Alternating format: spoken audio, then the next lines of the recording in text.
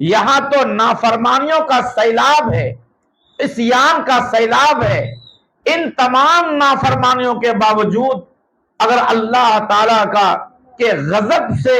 شہر اگر بچا ہوا ہے، بستی اگر محفوظ ہے، اگر علاقہ اگر محفوظ ہے، تو میں سمجھتا ہوں احادیث کی روشنی میں کہ ان طلبہ کا، ان معصوم بچوں کا، قرآن پڑھنے اور پڑھانے والوں کا بڑا احسان ہے، اور انہی کا فیض ہے، اور انہی کی برکت ہے، اور انہی کا صدقہ ہے کہ آج ہم اور آپ بچے ہوئے۔ اس لیے جس علاقے میں بھی جیسا جس طرح مدرسہ چل رہا ہے، اس آبادی کی ذمہ داری ہے کہ اس مدرسے کی ہر اعتبار سے حفاظت کریں، چونکہ مدرسے کی حفاظت یہ اپنی حفاظت ہے، مدرسے کی حفاظت آبادی کی حفاظت ہے، مدرسے کی حفاظت یہ دین کی حفاظت ہے، مدرسے کی حفاظت اپنے کاروبار کی حفاظت ہے، مدرسے کی حفاظت اپنی نماز کی حفاظت ہے، مدرسے کی حفاظت مساجد کے نظام کی حفاظت ہے، مدرسے کی حفاظت قرآن کی حفاظت ہے، مدرسے کی حفاظت اسلامی آئین کی حفاظت ہے،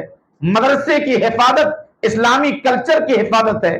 مدرسے کی حفاظت اسلامی تہذیب کی حفاظت ہے، مدرسے کی حفاظت یہ ہمارے خود اپنے بستی اور اپنے ذات اپنے وجود کی حفاظت ہے۔ کمی اور زیادتی دنیا میں کہاں نہیں ہوتی ہے۔ اگر کسی مدرسے میں کچھ کمی ہو،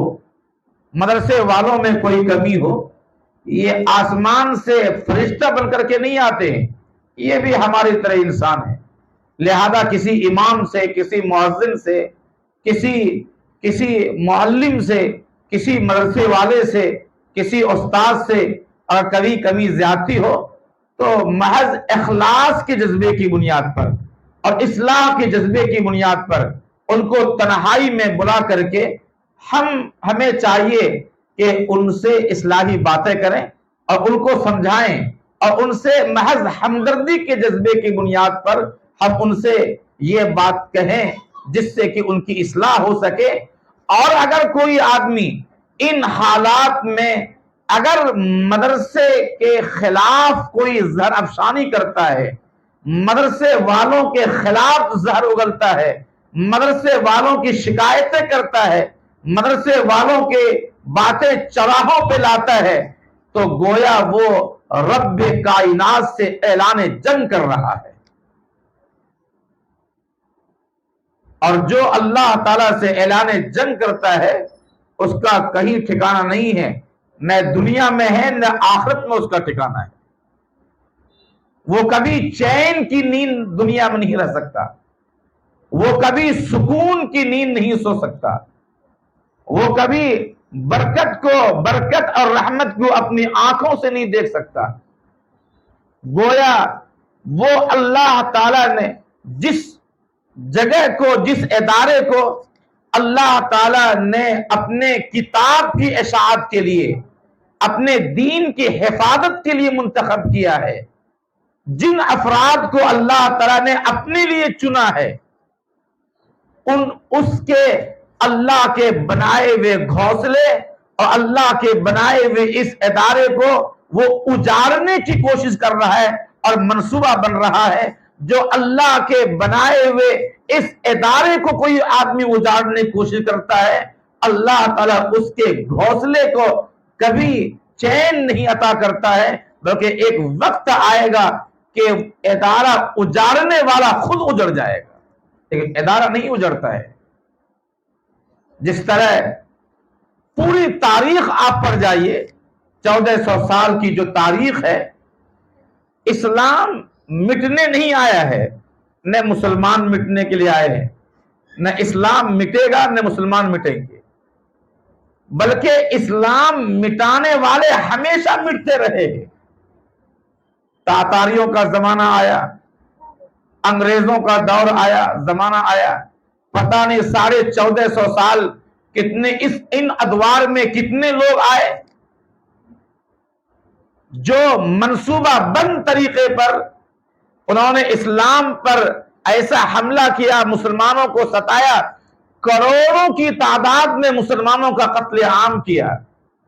تاتاریوں کے زمانے میں اتنا قتل عام کیا بغداد کی گلیوں میں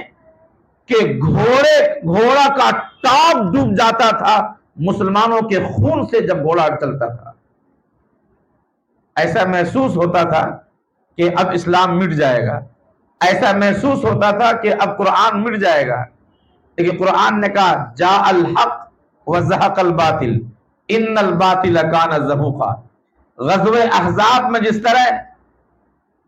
10,000 سے زیادہ کفار مکہ آئے تھے، ادھر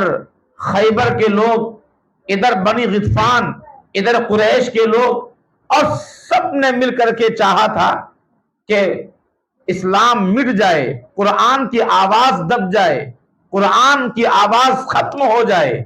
لیکن اللہ تبارک و تعالی نے کہا کہ جاء الحق وزہق الباطل۔ یہ اسلام مٹنے نہیں آیا ہے، بلکہ اسلام یہ تو پھیلنے کے لیے ہم نے نازل کیا ہے۔ اسلام ہم نے جو دیا ہے یہ پھیلنے کے لیے، یہ آگے بڑھنے کے لیے۔ اسلام مٹانے والے وہ تو مٹ سکتے ہیں،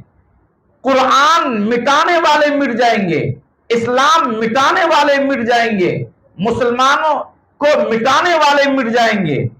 لیکن اسلام خود نہیں مٹنے والا ہے، خود قرآن نہیں مٹنے والا ہے،